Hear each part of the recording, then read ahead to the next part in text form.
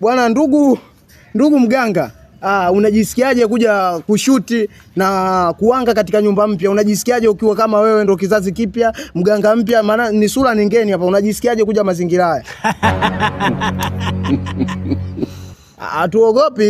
Hatuogopi na tunakuona vile vile. Unajisikiaje? Kwani niko live? Ndugu mtazamaji unayetuangalia hapo, muda huu tumemnasa mganga hapa akiwa katika nyumba yetu mpya ambayo nyumba ilikuwa haijaisha. Amekuja kufanya vimbwanga.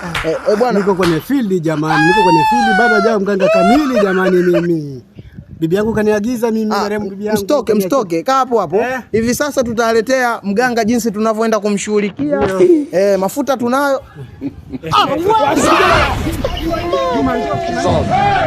Sasa nyinyi waandishi wa habari mbona mmelegea na nyinyi? Waandishi wa habari nitakiwa tupate habari kamili hizi tunapozirusha kule. Tusionekane waongo. Yule tuko mkamata. Lazima kipindi bwana.